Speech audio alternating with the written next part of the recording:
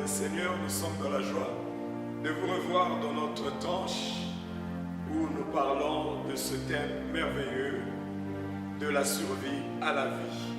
Nous lisons notre texte de base de 2 Corinthiens 5, 20.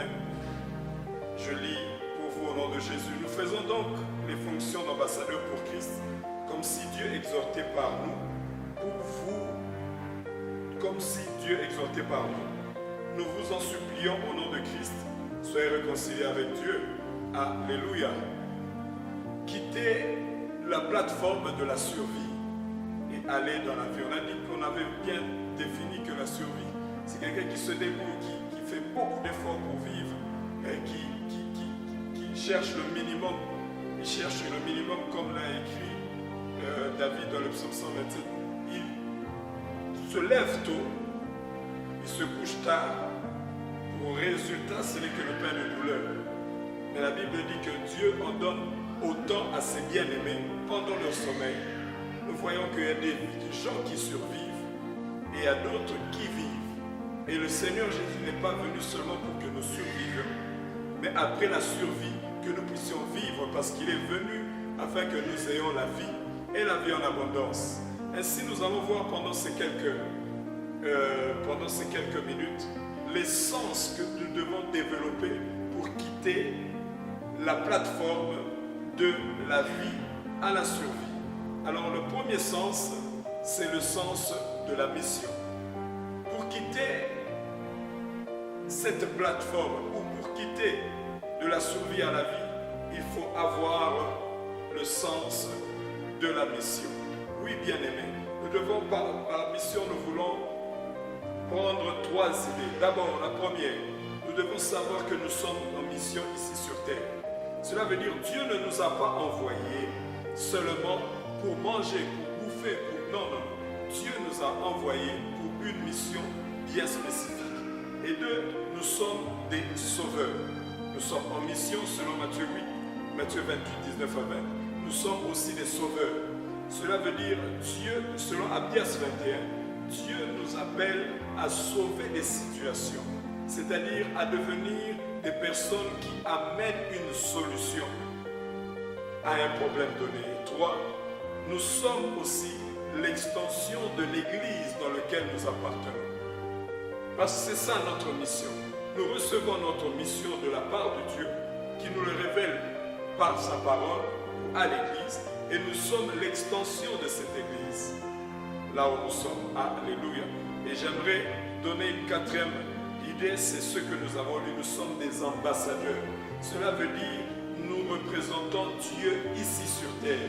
Oui, par nos activités, par tout ce que nous faisons, nous représentons Dieu ici sur terre. Et c'est très capital, bien-aimé. Pour représenter Dieu, nous représentons 1, les intérêts du royaume de Dieu. 2, nous devons pas seulement représenter les intérêts du royaume, nous devons les défendre.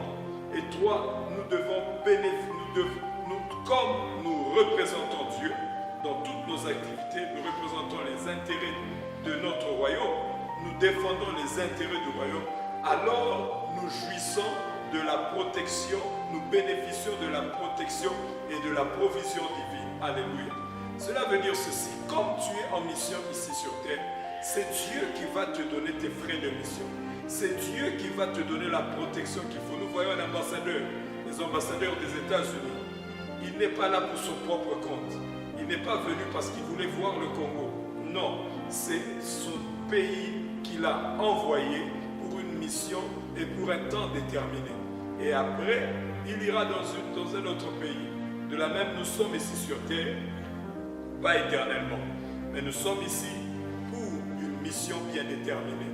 Et cette mission, c'est Dieu qui nous la révèle par rapport à sa parole. Et dans cette mission, nous représentons les intérêts du royaume, nous défendons les intérêts, nous devons les défendre coûte que coûte. Et ainsi nous jouissons et de la protection et de la provision divine. La protection divine, c'est ce qu'on appelle l'immunité diplomatique. Oh, la Bible dit dans le psaume 105, ne touchez pas à mes oins. Ne prenez pas ça dans le sens que nous avons eu ici, à ne pas parler du mal d'un homme de Dieu ou quoi. Mais moi, je parle de la protection contre le danger. Oui, Toi, en tant qu'enfant de Dieu, tu es un oint de Dieu. D'ailleurs, tu es un oint parce que tu es chrétien.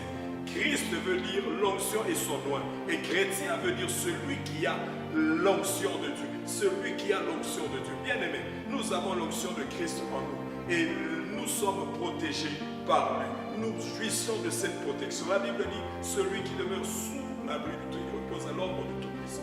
Nous sommes sous son nom. Et Dieu nous protège. Dieu ne protège pas n'importe qui. Mais la Bible dit bien dans le psaume 91, celui qui demeure. Il est vrai, beaucoup réclament cette protection. Mais la protection divine, elle est l'exclusivité de ses ambassadeurs. Oh, je bénis Dieu parce que tu as une immunité. Tu es divinement immunisé. Car la Bible dit, ne touchez pas à moi, ne faites pas du mal à mes prophètes. La Bible dit, je souhaite que tu sois prospère et que tu sois en bonne santé. Et je prie que Dieu puisse réellement te protéger. Pas seulement la protection, mais nous avons aussi la provision divine. Oh bien-aimé, la Bible nous dit que les oiseaux, ils ne sèment ni ne moissonnent, mais Dieu s'occupe d'eux. Et regarde, Jésus nous a montré les lits des vallées, le lit des champs. Il nous a dit, regardez, mais il a même dit que ces lits sont mieux habillés que Salomon. Et il a dit que nous valons mieux que ces lits. Ce n'est que de l'air. Et comment le Seigneur ne va pas nous revêtir? Oh, j'aimerais dire à quelqu'un que tu es en mission. Même si tu fais 2, 3, 4 mois, tu ne vois rien. Mais j'aimerais te dire, le ciel n'est pas fermé. Le ciel est toujours ouvert. Et c'est là que pour quitter la survie et aller à la vie, nous devons d'abord avoir le sens de la mission. Que Dieu vous bénisse. Nous nous retrouvons pour le deuxième sens que nous allons développer et que le Seigneur soit avec vous. N'oubliez pas que Jésus est venu pour que vous ayez la vie et la vie en abondance. Shalom.